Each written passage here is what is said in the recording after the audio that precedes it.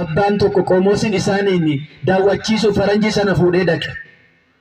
Bakka sana argitaniittu eeboon lama fuulduraan, eeboon lama duubaan, asiin bitaan mirgaan jiramoo hin jiru?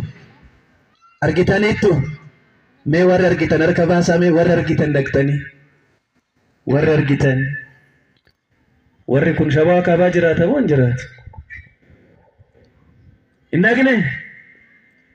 Hin jirtan jechuudha. Bakka sana dhaqeetii agarsiiseet maalittiin jedhe bakka kanatti abbaan keenya qulqulluun Abuna Takla Hayimaanoot waggaa 22 dhaabbateet kadhateet osoo hin boqatin otoo irribni isan qabin irribni yeroo isa qabuudha jedhu duubatti yeroo jedhu eeboon duuba akka isa waraanee isa kaasu fuulduratti yeroo jedhu eeboon fuuldura akka isa kaasu maddiitti yeroo jedhu eeboon garanaa yeroo isa waraanu akka ka'uuf waggaa 22 dhaabbatee kadhatee jedheen. Sirriitti hin dhageenye seetii callise namichi. Waggaa 22ffaatti miilli isaa tokkichi irraa cite jedheetitti. Sana booda wattiin jennaan waggaa 7 immoo miila tokkoon dhaabbateet waggaa 29 dhaabbatee kadhatee ittiin jedha faranjicha. Faranjichi maal jedheen? Waggaa 29 miti. Bakka eeboon jiru kana daqiiqaa 29 akkamitti namni dhaabbata ittiin jennaan waa'ee kee sitti maan jiru waa'ee Abuna Takla Hayimaanootan sitti maa jira jedheen. Waa'ee eenyu sitti maan jiru?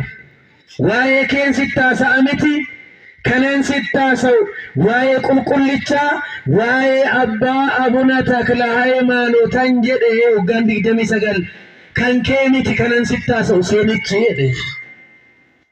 Amma taratii fakkaatame. Kana jiraataniiru garuu kana akka jiraataniifi mootummaan Waaqayyoo isaan akkana ta'aniif sun kan akkamitti dhagaafe guddaan. Qulqulluun Phexros maal jedhe?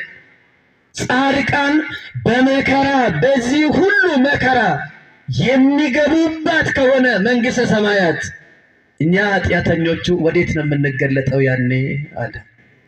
የት ነው የምንገባው? እነሱ እንዲህ መከራ ጉያ አፉርተመ ቦድ Guyyaa 8 booda abbaan keenya Abuna Habta Maariyaam yeroo dhaabbachuuf ka'an yaa foon koo dadhabduun nana jedhaniiti otoo duubatti hin garagalin baala akkanatti muranii shamaxxaxaniit baala hadhaa kana yaa foon koo dadhabduu Waaqayyo irraa hambisuu barbaaddu hoo nyaadhu jedhaniit baala akkanatti duubaan shamaxxaxan isa nyaatu. Guyyaa 40 guyyaa 80 turanii.